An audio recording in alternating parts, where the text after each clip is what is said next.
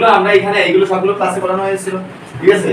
এগুলো থেকে টাইম নাই, তার মানে কি 1 মিনিট টাইম থাকে একটা কোশ্চেন সলভ করার জন্য। সবাই 1 মিনিটের মধ্যে যদি সলভ করতে পারো, তার কারণে কি তোমাদের প্রত্যেককে খুব ফাস্টার হতে হবে। যদি হ্যাঁ 1 মিনিটও টাইম নাই। 30.25 138.75 বেসিক্যালি হাফ ইয়ার। বুঝতে পেরেছো? তোমার কত আনসার করেছিলে? 140। আর নেগেটিভ কত যাবে?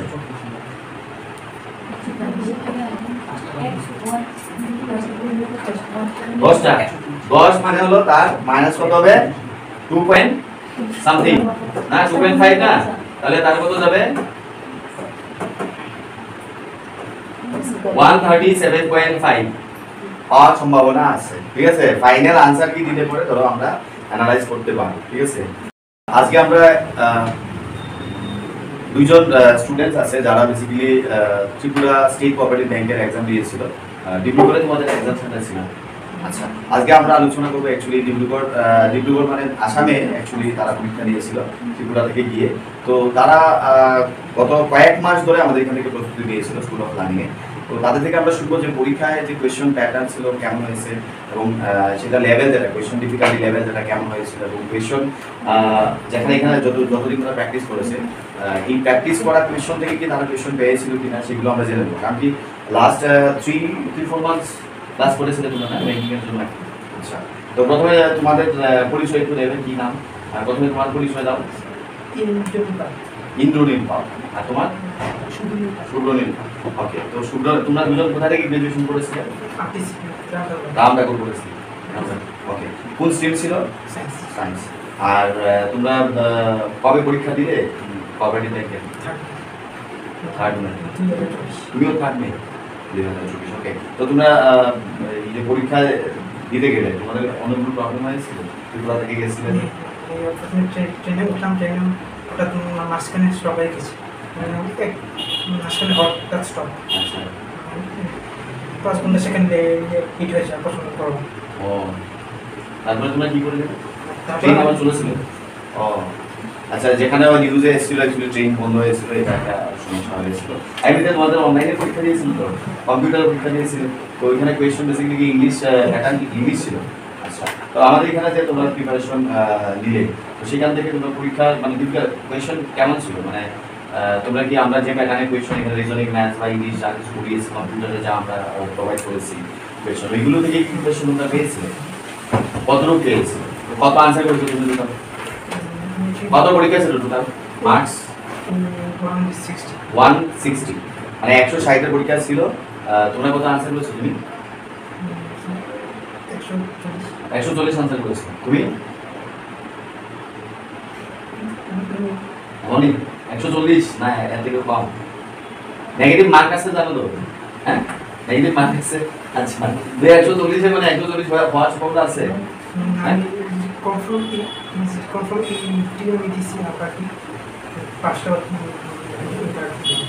ইনকারেক্ট হতে পারে। 5টা 140 এর মধ্যে।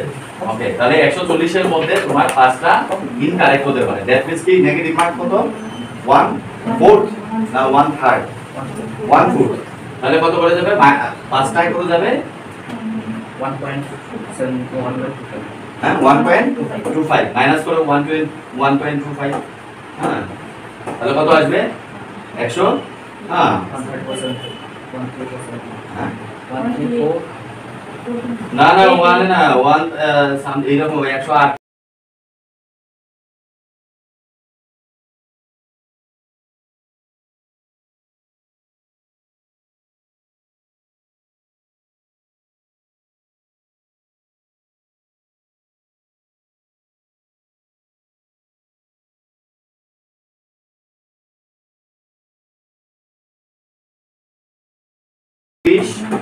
.25 75 138.75 বেসিক্যালি হাফ ইয়ার। বুঝতে পেরেছো? তোমার কত আনসার করেছিলে? 140। আর নেগেটিভ কত যাবে?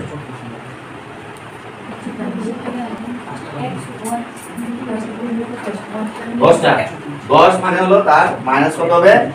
2 পয়েন্ট সামথিং না 2.5 না, তাহলে তার কত যাবে?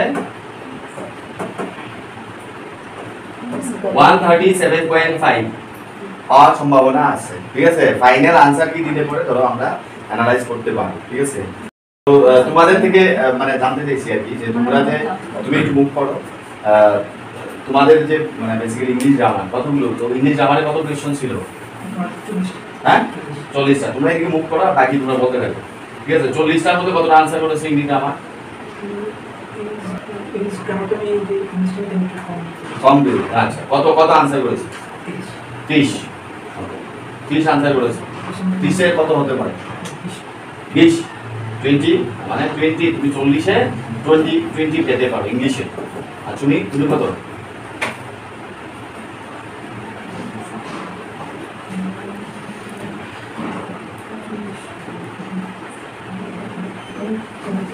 কত এইরকম 40 40 থেকে একটু কম কত? 35? হ্যাঁ 30। ওকে 30 এর মধ্যে কয়টা কারেক্ট হবে? 30 এ কারেক্ট হবে।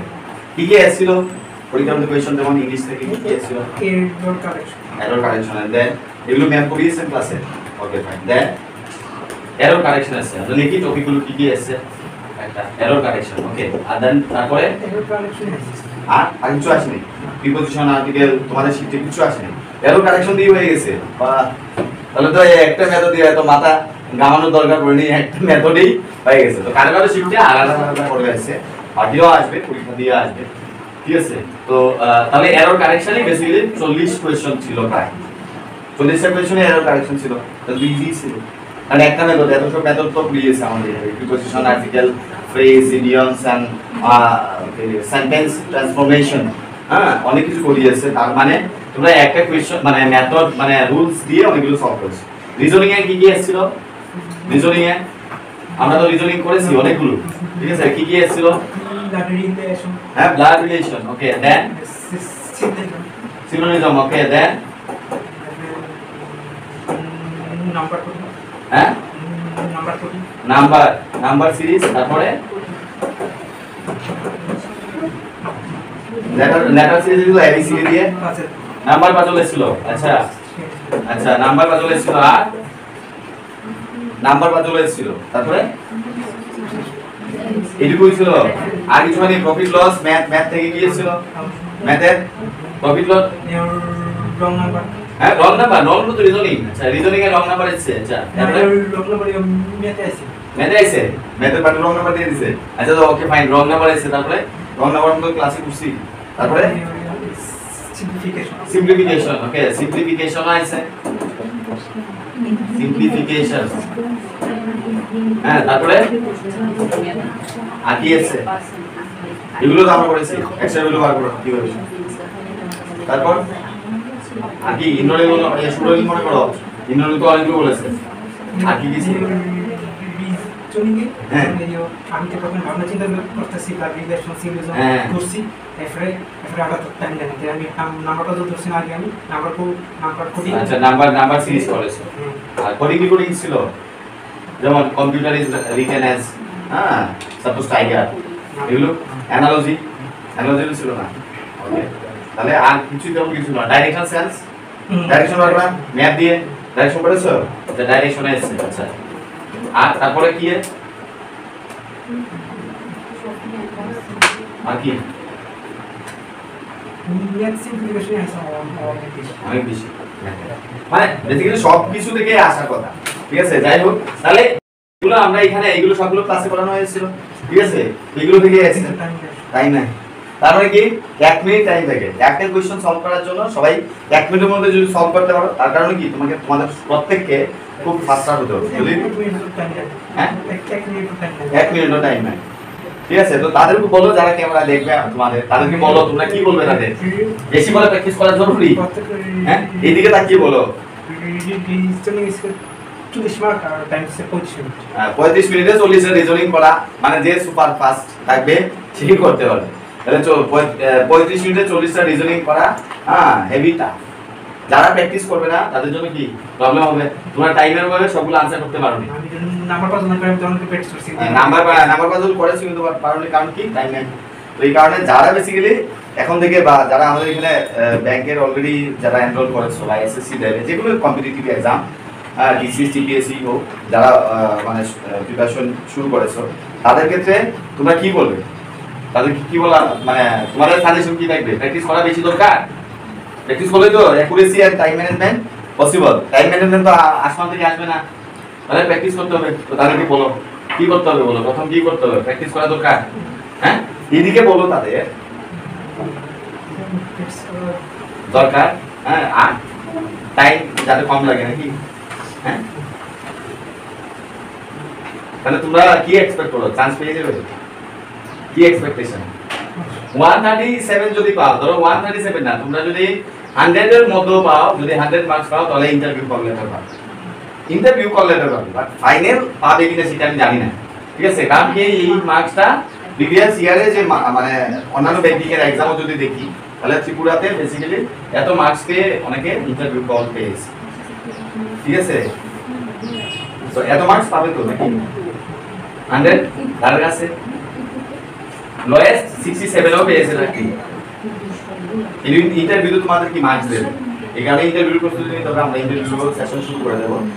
ইন্টারভিউর জন্য ডেইলি তোমাদের এসে প্র্যাকটিস করতে হবে, মানে 3-4 বার ট্রায়াল দিতে হবে কিভাবে ধরো বেসিক্যালি পার্সোনালিটি ডেভেলপমেন্ট যেটা, পার্সোনাল ইন্টারভিউ, ওইগুলো আমরা করব। ঠিক আছে, চলো তাহলে থ্যাংক ইউ, চলো টাটা বন্ধুরা।